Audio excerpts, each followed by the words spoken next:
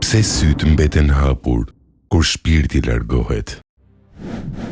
E ke parë ndoshta ndonjëherë dikush i dashur, babai, nëna, gjyshi, në momentet e fundit të jetës. Dhe kur shpirti del nga trupi, sytë mbeten hapur. Dy sy të hapur, por bosh. Dy sy që shikonin, por nuk shohin më. Dhe njeriu qëndroni ngrirë, duke mos ditur çfarë të bënte. Islami, feja e çdo momenti të jetës, ka udhëzim edhe për këtë çast. Shkenca shpjegon fenomenin biologjikisht. Në momentet e vdekjes, muskujt e trupit relaksohen plotësisht, duke përfshirë muskujt rreth syve, orbicularis oculi, muskuli unazor që mban sytë mbyllur. Kur ky muskull relaksohet pa kontroll nervor, sytë mbeten në pozicionin e tyre natyral, të hapur. Studimet mjekësore tregojnë se rreth 50 deri në 60% e njerëzve vdesin me sy të hapur ose gjysmë të hapur. Por Islami nuk shkon përtej biologjisë. Transmetimet islame tregojnë diçka të thellë. Shpirti del duke shikuar. Imam Ibn Qayyim al-Jawziyja shkruan në Kitab ar-Ruh: shpirti në momentin e daljes shikon melekët, shikon atë që i është përgatitur, dhe sytë ndjekin shikimin e shpirtit, ngrihen edhe mbeten hapur. Ky është shpjegimi i asaj që shohim.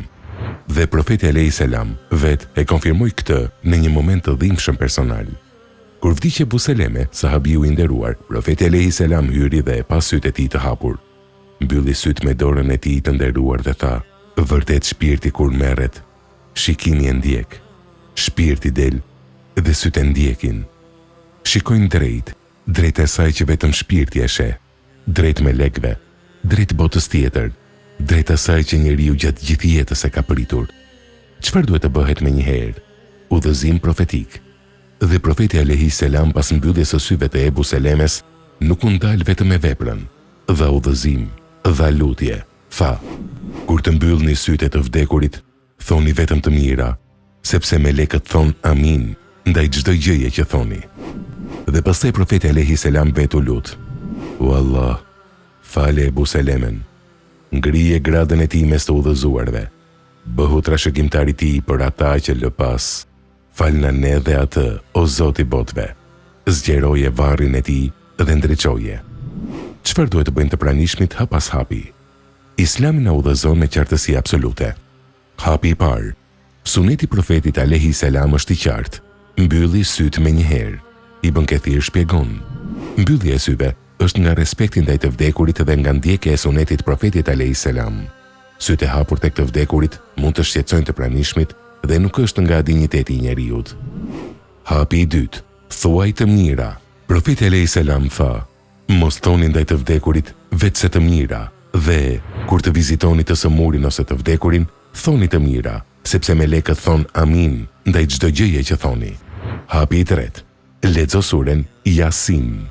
Transmetohet se profeti alayhis salam tha: lexojini të vdekurve tuaj suren Yasin. Dietarët shpjegojnë se Yasin lexohet si lehtësi dhe bekim për shpirtin që sapo ka dalë. Hapi i katërt, mbuloje trupin. Profeti alayhis salam kur vdiq u mbulua menjëherë. Aisha transmeton: kur vdiq profeti alayhis salam, i dërguari i Allahut alayhis salam ishte mbuluar me një rrobë hibera, një lloj cope jemenite. Mbulimi nga respekti, nga dinjiteti, nga ndjekja e sunetit. Hapi i pestë, nxitoni me xhenazën. Profeti tha: nxitoni me xhenazën. Nëse ishte i mirë, e çoni drejt të mirës. Nëse ishte ndryshe, e largoni nga qafa juaj. Islami nuk lejon vonesë të panevojshme. Lutja e të pranishmëve, çfarë të thuhet? Kur dikush vdes pranë teje, thuaj menjëherë: ne jemi të Allahut dhe tek ai do të kthehemi. Surja El-Bekare 156. Ajo që shohin sytë e fundit. Dietarët islam kanë diskutuar gjerësisht çfarë sheh njeriu në momentet e fundit. Ibn Qayyim shkruan: besimtari në momentin e vdekjes sheh melekët e mëshirës, sheh vendin e tij në xhenet, dhe shpirti del drejt atij vendi me dëshirë dhe lehtësi. Por mohuesi sheh melekët e dënimit dhe shpirti nuk dëshiron të dalë, të riqet me forcë. Profeti alayhis salam tha: kur besimtari është duke vdekur, melekët e mëshirës vinë me fytyrë të ndritur si dielli, sjellin qefin dhe parfum nga xheneti dhe ulen aq larg sa syri mund të shohë.